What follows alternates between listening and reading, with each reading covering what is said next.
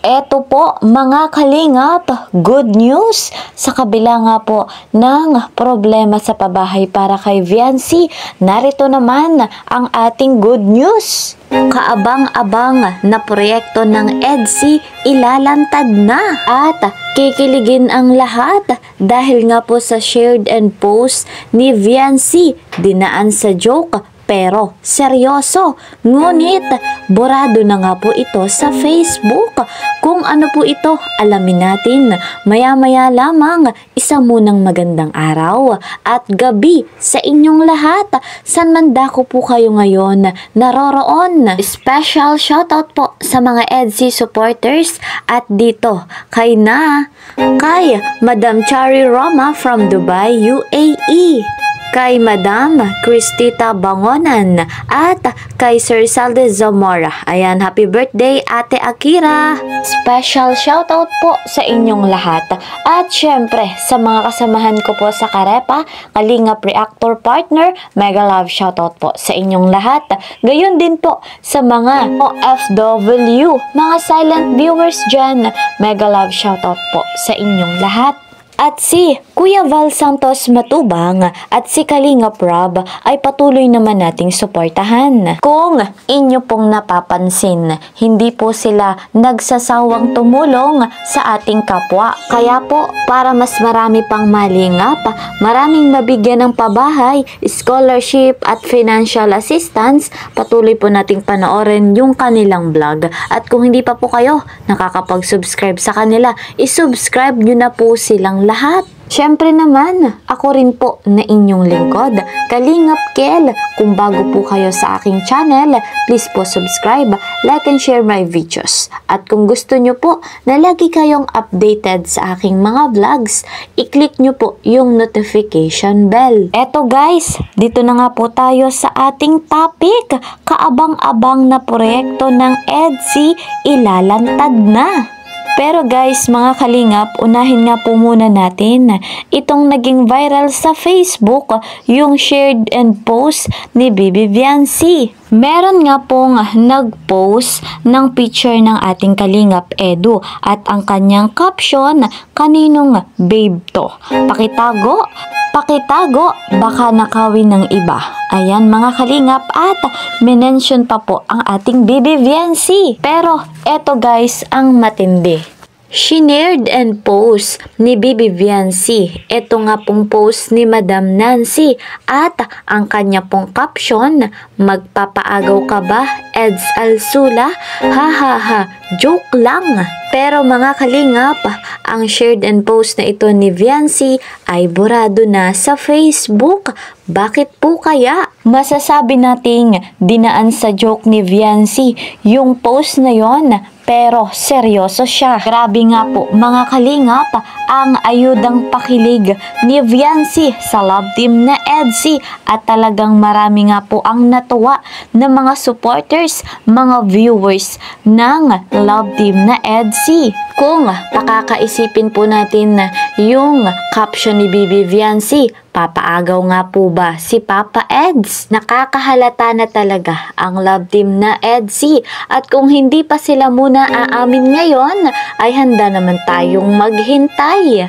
Ang mahalaga po mga kalingap ay masaya sila sa isa't isa. Bagamat hindi pa nga po tumitigil yung mga basher patungkol nga po sa jowa issue ng ating Papa Eds, ay wala po tayong magagawa dyan. Kung doon po sila masaya, bahala po sila.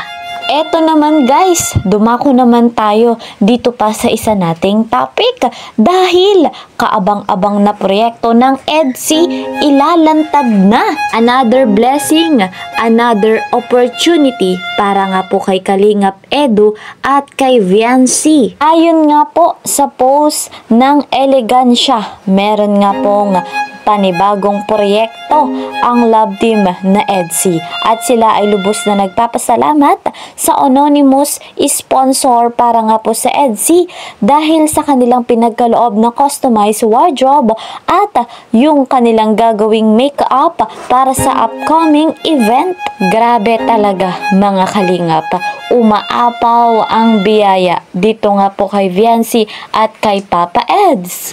Kapag meron nga pong ganitong opportunity kay Viancy, ay bigla nating maaalala kung papaano nga po nagsimula ang batang ito. Dating binansagang artistang labandera, ngayon nga po ay napakagandang dalaga na pinagpapala sa karera. So guys, mga kalingap, nakaka-proud ang batang ito, lalo na siguro yung kanyang mga magulang. Nakikita nila yung paghihirap ng kanilang anak na ngayon ay nagbubunga na. Ang ganitong blessing ay patuloy nating pinagpapasalamat unang-una sa Panginoong Diyos. At gayon din kinasangkapan sina Kalinga Prab at Kuya Val Santos Matubang. Ang higit nga pong blessing na dumating sa buhay ni Viancy ay yung napakagandang mansyon. Speaking of mansyon, yung pabahay nga po kay Viancy ay nagkaroon ng problema. Ayon nga po guys, mga kalingap, kay Dr. Love, doon nga po sa kanyang live, nabanggit niya na wala pang kuryente at tubig doon nga po sa bahay ni Viancy. Meron nga daw pong sisihan na nangyayari. Sinisisi si Dr. Love, sinisisi si Red Zane, sinisisi kung sino-sino. Ngunit wag na pong magsisihan. Hindi naman nagmamadali para sa ribbon cutting. Sa ngayon nga po, guys, mga kalingap, on the process na yung dapat asikasuhin, yung dapat tapusin doon nga po sa bahay ni Viancy. Grabe talaga mga kalingap, kung iisa-isahin natin yung dumating na blessing sa buhay kay Viancy, ay mapapawaw po talaga tayo. Yun naman ay deserve nung bata. Nakikita naman natin kay Viancy ang pagiging humble, ang pagiging mabuting bata, ang pagiging mabuting anak at kaibigan. Sana nga po ay hindi magbago si Bibi Viancy kahit ano pang opportunity ang dumating sa kanyang buhay. At mga kalingap, kung ano man ang magiging status ng Love Team na EDSI ay suporta po tayo. Lalo na ngayon, batid natin kung papaano nila pakiligin ang isa't isa. Damay-damay tayo dyan sapagkat we are EDSI supporters na patuloy na tumatangkilik sa kanila. Eto guys, mga kalingap, sa kabila ng ganitong blessing, ng ganitong pagkakataon kay Viancy, ay alam na natin ang mangyayari sa mga basher. Hindi na naman titigil yung mga yan para mag-isip, para magkalat ng kung ano-anong issue patungkol nga po sa Love Team na EDSI. Bahala po sila dyan. Ang mahalaga, mahal po ni Viancy at ni Papa Eds ang isa't isa. Ayon, hindi naman na po yun maitatago pa. Halatang halata naman sa kanilang dalawa. So guys, mga kalingap, sa ngayon, ito po muna ang ating update. See you po sa next video. Ingat po kayo palagi. God bless everyone.